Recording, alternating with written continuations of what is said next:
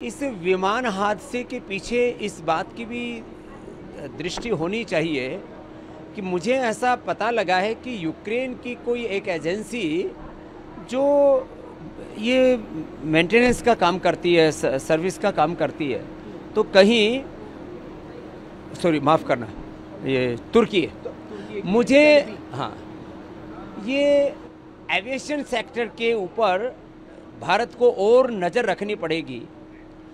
तुर्की ने दुश्मनी तो कहीं नहीं निकाली है इसके माध्यम से, क्योंकि वहाँ की एक एजेंसी जो ये सर्विस मेंटेनेंस का काम करती थी विमान का, कहीं उसने तो कोई साजिश नहीं रच दी है। उसका कॉन्ट्रैक्ट महाराष्ट्र से 2 महीने पहले ही कैंसिल कर दिया गया था। 2 महीने का उसके पास और टेन्योर था कि वो अपने इसलिए अब भारत को 100% ऐसे संवेदनशील मैटर्स में तो कम से कम विदेशी लोगों के हस्तक्षेप को ख़त्म करना पड़ेगा। इस विमान हादसे के पीछे इस बात की भी दृष्टि होनी चाहिए कि मुझे ऐसा पता लगा है कि यूक्रेन की कोई एक एजेंसी जो ये मेंटेनेंस का काम करती है, सर्विस का काम करती है, तो कहीं माफ़ करना, ये तुर्की है। मुझे हाँ, ये एविएशन सेक्टर के ऊपर भारत को और नज़र रखनी पड़ेगी।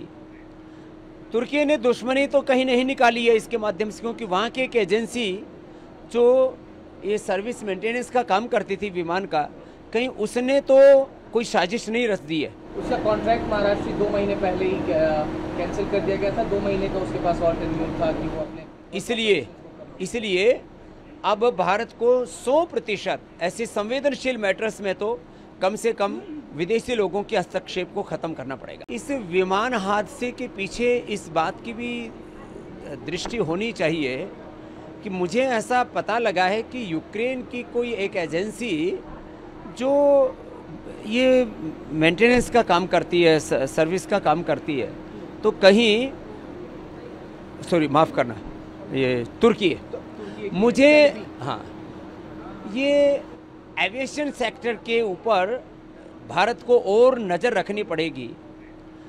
तुर्की ने दुश्मनी तो कहीं नहीं निकाली है इसके माध्यम से, क्योंकि वहाँ की एक एजेंसी जो ये सर्विस मेंटेनेंस का काम करती थी विमान का, कहीं उसने तो कोई साजिश नहीं रच दी है। उसका कॉन्ट्रैक्ट महाराष्ट्र से 2 महीने पहले ही कैंसिल कर दिया गया था। 2 महीने का उसके पास और टेन्योर था कि वो अपने इसलिए अब भारत को 100% ऐसे संवेदनशील मैटर्स में तो कम से कम विदेशी लोगों के हस्तक्षेप को ख़त्म करना पड़ेगा।